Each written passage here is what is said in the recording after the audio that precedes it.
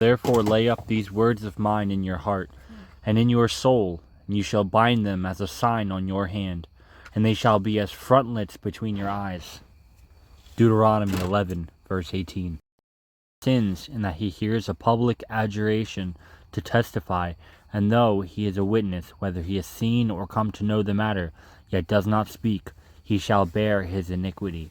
Or if anyone touches an unclean thing, whether a carcass of an unclean wild animal, or a carcass of unclean livestock, or a carcass of unclean swarming things, and it is hidden from him, and he has become unclean, and he realizes his guilt, or if he touches human uncleanliness of whatever sort the uncleanly may be with which one becomes unclean, and it is hidden from him when he comes to know it and realizes his guilt, or if anyone utters with his lips a rash oath to do evil or to do good, any sort of rash oath that people swear, and it is hidden from him when he comes to know it, and he realizes his guilt in any of these things, when he realizes his guilt in any of these and confesses the sin he has committed, he shall bring to the Lord as his compensation for the sin that he has committed a female from the flock, a lamb or a goat for a sin offering, and the priest shall make atonement for him for his sin.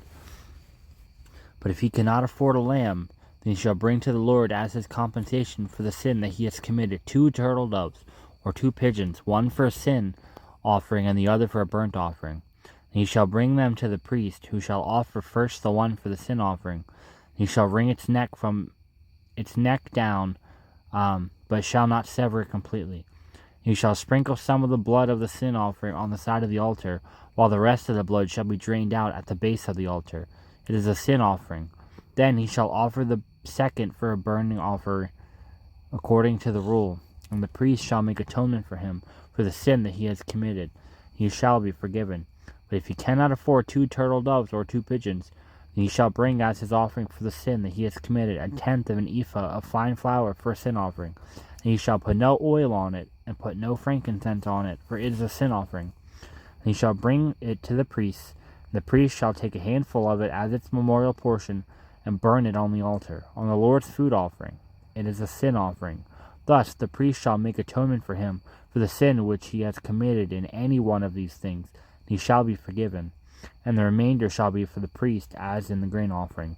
The Lord spoke to Moses, saying, if anyone commits a breach of faith and sins unintentionally in any of the holy things of the Lord, he shall bring to the Lord as his compensation a ram without blemish out of the flock, valued in silver shekels according to the shekel of the sanctuary, for a guilt offering. He shall also make restitution for what he has done amiss in the holy thing, and shall add 1/5 to it, and give to the priest. And the priest shall make atonement for him with the ram of the guilt offering, and he shall be forgiven. If anyone sins, doing any of the things that by the Lord's commandments ought not to be done, though he did not know it, then realizes his guilt, he shall bear his iniquity. He shall bring to the priest a ram without blemish out of the flock, or its equivalent, for a guilt offering, and the priest shall make atonement for him for the mistakes that he made unintentionally. He shall be forgiven. It is a guilt offering. He has indeed incurred guilt before the Lord. The Lord spoke to Moses, saying, if anyone sins and commits a breach of faith against the Lord by deceiving his neighbor in a matter of deposit or security, or through robbery, or if he has oppressed his neighbor, or has found something lost and lied about it, swearing falsely, in any of all the things that people do and sin thereby, if he has sinned and has realized his guilt, and will restore what he took by robbery, or what he got by oppression, or the deposit that was committed to him, or the lost thing that he found, or anything about which he has sworn falsely, he shall restore it in full, and shall add 1/5 to it, and give it to him to whom it belongs on the day he realizes his guilt. And he shall bring to the priest as his compensation to the Lord a ram without blemish out of the flock, or its equivalent, for a guilt offering. And the priest shall make atonement for him before the Lord, and he shall be forgiven for any of the things that one may do, and thereby become guilty. The Lord spoke to Moses, saying, command Aaron and his sons, saying, this is the law of the burnt offering. The burnt offering shall be on the hearth on the altar all night until the morning, and the fire of the altar shall be kept burning on it. And the priest shall put on his linen garment, and put his linen undergarment on his body. He shall take up the ashes to which the fire has reduced the burnt offering on the altar, and put them beside the altar. Then he shall take off his garments, and put on other garments, and carry the ashes outside the camp to a clean place.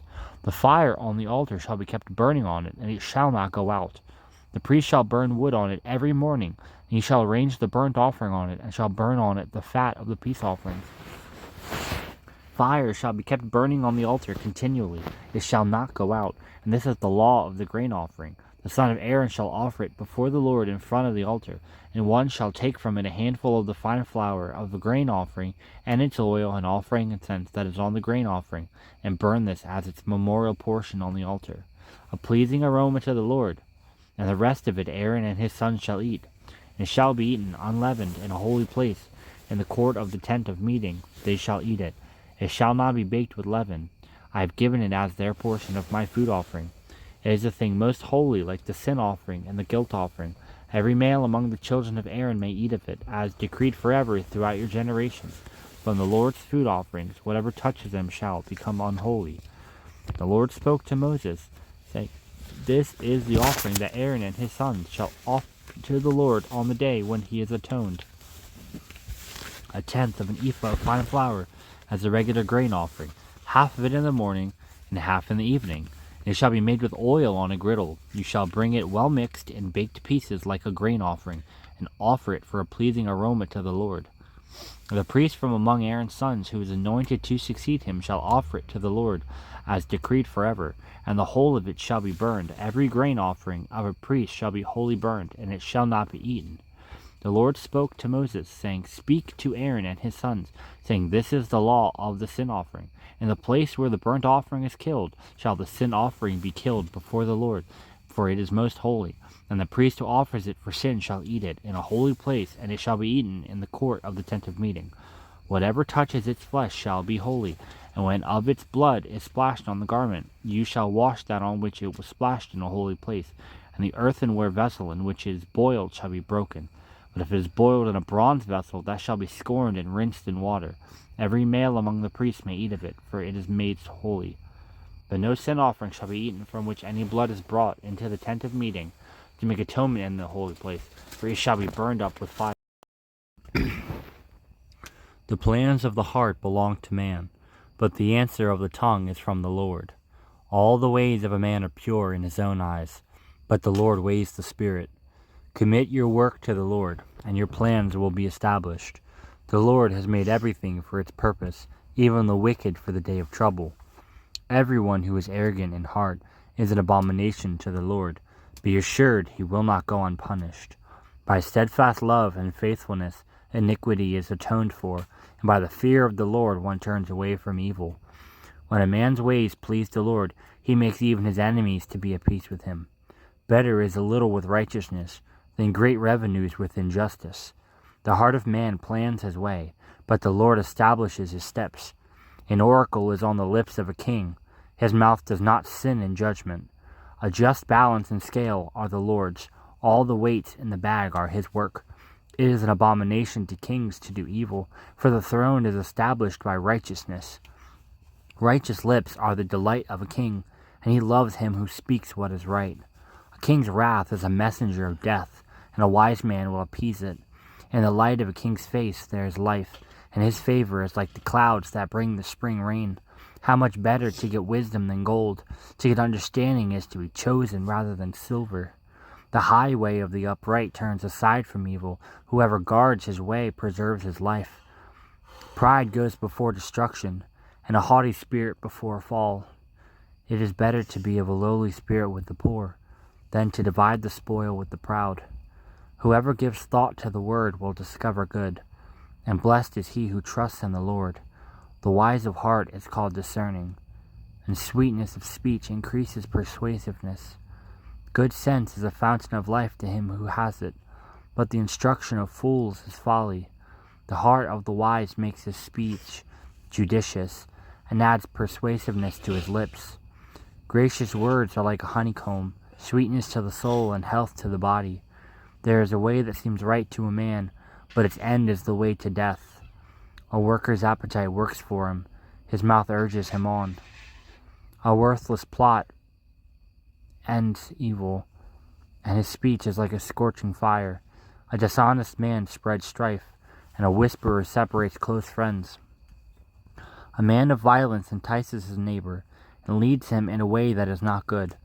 Whoever winks his eyes plans dishonest things. He who pursues his lips brings evil to pass. Gray hair is a crown of glory. It is gained in a righteous life. Whoever is slow to anger is better than the mighty, and he who rules his spirit than he who takes a city. The lot is cast into the lap, but its every decision is from the Lord. Live in union with me. This union does not negate who you are. It actually makes you more fully yourself.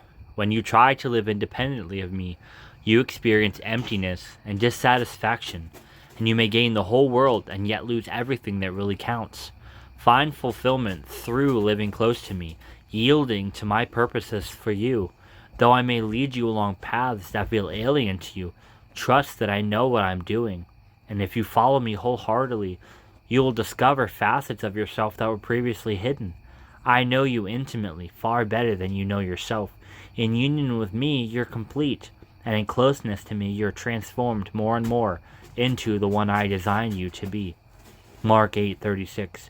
What is it for a man to gain the whole world, yet forfeit his soul? Psalm 139:13-16. For you created my inmost being. You knit me together in my mother's womb.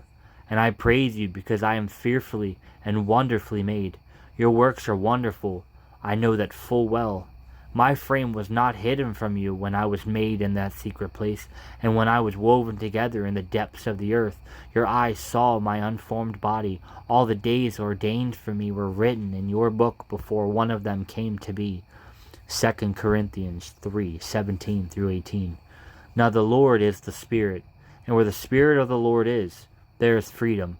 And we, who with unveiled faces all reflect the Lord's glory, are being transformed into his likeness with our ever-increasing glory, which comes from the Lord, who is in the Spirit.